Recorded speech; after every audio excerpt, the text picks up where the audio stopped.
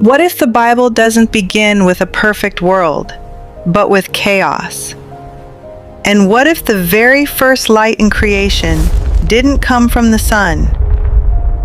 Most people imagine the Bible beginning with perfection, a peaceful world, a finished creation, everything exactly as it should be. But the very first scene of Genesis tells a different story. Before mountains, before oceans, before stars filled the sky, Scripture says the earth was formless and void, dark, unstructured, unfinished.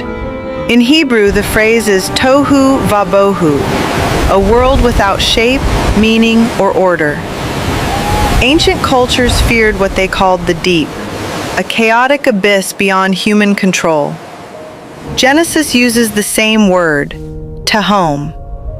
Yet Genesis makes a remarkable claim. Before anything was formed, God was already there. Scripture says the Spirit of God was hovering over the waters. The Hebrew word rakaf describes an eagle hovering protectively over its young. Close, watchful, preparing. Which means chaos was never outside God's reach. Then God speaks the words that change everything. Let there be light. And light appears. But here's the mystery many readers overlook. The sun, moon, and stars aren't created until day 4. So where did the light come from? Ancient Jewish tradition called it Or Haganuz, the hidden light. A light believed to flow directly from the presence of God. This light didn't simply brighten the darkness, it defined it. It marked the moment when order began to emerge from chaos. Genesis then unfolds with careful design. The first 3 days form the spaces of creation: light and darkness, sky and waters, land and sea.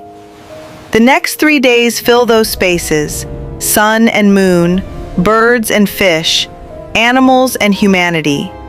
Order rising from disorder with deliberate artistry. Then Genesis reveals another mystery. God says something that has puzzled readers for centuries.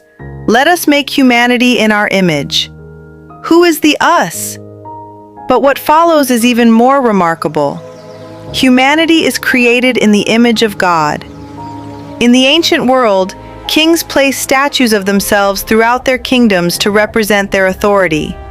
Those statues were called images. Genesis suggests something extraordinary. Human beings are God's living image placed within creation, representatives of the Creator inside His world. Which means humanity is not an accident. Humanity is a royal calling. Some scholars believe Genesis points to something even greater, that creation itself is being prepared like a cosmic temple, a place where heaven and earth meet. And on the 7th day, God rests. Not because He is tired, but because His work is complete, which means something deeply personal. You were not created randomly. You were created with intention. You were placed with purpose. And if the story of creation begins in chaos, then chaos in your own life might not be the end of the story. It may be the place where God is preparing to bring light. The same God who spoke light into the darkness of the universe still speaks light into the darkness of our lives today. And this is only the beginning. Because the next chapter of Genesis reveals something even more surprising about humanity's identity. And it begins in a garden. If this opened your eyes to Genesis in a new way, type "Let there be light" in the comments.